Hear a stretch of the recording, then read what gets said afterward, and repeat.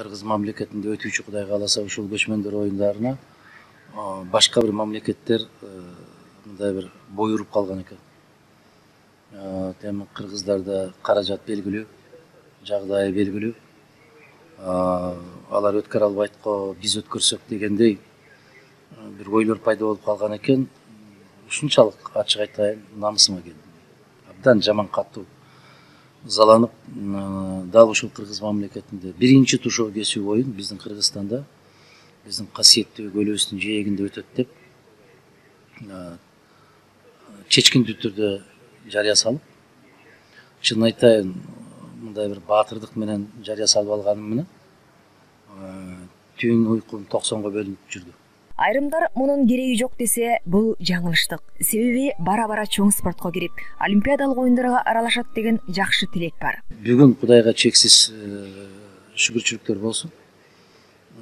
Элибиз түпкүлүктүү эл, Кудай сүйгөн элбиз.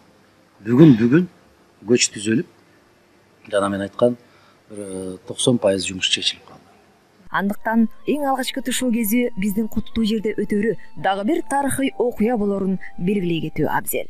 Кыргыздын бермети биздин ысык көлгө, туристтердин кызыгуусунун канчалык деңгээлде өсүүсүнө, болбосо ушул дүйнөнүн бир 40тан ашык өлкөсүндө түз көрсөтүлүп туруп, мына биздин Кыргыздын бермети бар экен, көлү бар экен, көлү керемет экен, элинде ушундай оюндар бар экен, ушундай тарыхы бар экен, ушундай маданияты бар экен деген сыяктуу сөздөрдү кээ бир мамлекеттер бир ондогон миллион доллар кетирип, ошону дүйнөгө таратат. Биз ушундай элбиз, биз ушундай калкпыз, биздин ушундай жерибиз бар, момундай бир элибиз бар дегендей кылып.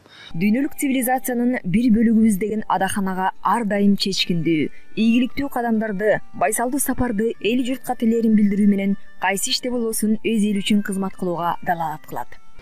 Андан кийин ошол ысык көлдөгү дүйнөлүк кинофестиваль өткөргөнүбүздө ким келмегиле деди. Союздун мезгилинде аты дүңгүрөп тургандардын баары келишти. Голливуддун жылдыздарынан бери келишти. Өтө жогорку деңгээлде өттү. Аны менен Кыргыз мамлекетинин бир жаңы сиз айткан имиджи пайда болду. Бул көзгө көрүнбөгөн материалдык эмес баалуулуктар, бул байлыктар.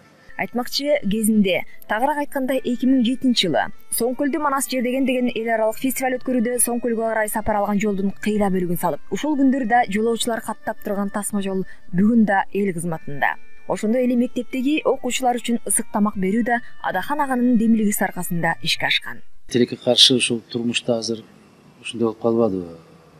Сен келечекке 1 миллион акча короткусуң, көзүнө көрүнбөйт дагы. Мен могу барып чай ичип кетчи деп бир 50 сом берип койсоң, ошону кеп кылат да. Себеби бүгүн баягы көрүү каттын аркасынан. Биз төлүктүүлүктүн аркасынан куушубуз керек. Тарых таржымалына терең маани берген Адахан Мадумаров байыркы тарыхтын катмарындагы ар бир бүркүмдөргө саресип салып, кийинки буундар бурмаланбаган, болгону болгондой окуялардан маалым болсо. Түркияда Изник деген жер бар. Изник деген жер бар, ал ошол 1200 жылдардын аягында Осмон империясы пайда болоордун алгачкы кадамдары ташталып аткан мезгилде абдан катуу согуш жүргөн жер ал. Абдан катуу согуш жүргөн жер. Осмон империясы пайда болуунун биринчи кадамдарында абдан катуу согуш жүргөн жер. Мына ошол жерде Орхон Газы, бул Осмон империясынын биринчи султаны, өзүнүн жарлыгы менен кыргыз баатырларына терең таазим кылуу менен деп ошол согуш болгон талаада күмбөз тургузган. Ошол жерди ала албай абдан кыйынлыкта турганда жазып атат, дал ошол кыргыз баатырлары келип, кыргыз баатырларынын аркасында ошол чепти алууга жетиштик деп жазып атат. Түшүндүңүзбү? Бул кандай керемет. Ошол баатыр кыргыз элине таазим кылуу менен деп султандын биринчи буйругу чыгып, ошол жерде күмбөз курулуп атат. Мен атайын барып, мына кече көзү өтүп кетти, Ишенбай Абдыразаков аксакалды алып алып, мен өзүмдүн уулум Димашты алып алып, казак боордошторду алып алып, барып ошол жерге барып мен өзүм Куран окуп бата кылып, баарын сүрөткө тартып келип отурам. Эми бул кыргыздардын орду. Бул кыргыздардын ошол Осмон империясынын пайда болушуна кошкон салымдары боюнча ошол орток тарыхты биз жазбай, себеби бизде бир кичине комплекс бар. Жазсак эле айта берет, жаза берет, көрүп коюп турбу, билип коюп турбу деп. Аны ошол түрк тарых изилдөөчү профессорлор жазып атат. Тарыхый булактарды чыныгы тарыхчылар дагы терең изилдеп жазып чыкса деген ою ишке шаарына азыркы тарыхчылар көмөктөшүп жатканын айтат. Бизде азыр мына Тынчтыкбек Чоротеги, анан Кыяс Молдокасымов деген жаш белгилүү тарыхчылар бар. Ар бир барагын изилдеп мөөр басылган гана фактылар менен изилдеп жазып жүргөн керемет жигиттерибиздин бири. Ал экөө сөзсүз бул долбоорго тартылат. Анан ошол биздин тарых жазылганда баракелде туура ушулардын тарыхы деп мындай бир кол коюш керек да. Биздин канатташ элдер да кол коюш керек, башка мамлекеттин тарыхчылары, окумуштуулары да кол коюш керек, туура бул ушулардын тарыхы деген сыяктуу.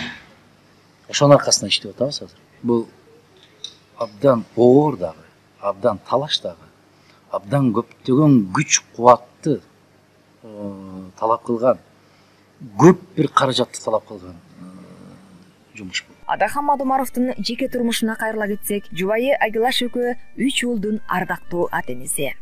Мен балдарым кичүү кезинде бир жерге барып калып, ата биз чыга берсек болобу? Ата мен машинага чыга берейинчи десе, ай, балдарың кыргызча сүйлөп турбайбы деп. Анан кайсы тилде сүйлөсүн алар? Кайсы тилде сүйлөсүн алар? Папа мама дебейби дейт. Көрдүңүзбү? Демек, ошол балдарың папа мама дебегенден кийин сен бүгүнкү жашоо шартына дал келесиңби дегенде көзүнүн кыйыгы менен карайт. Ата дебей, апа дебей анан эмне десин? Аташка, апашка десин.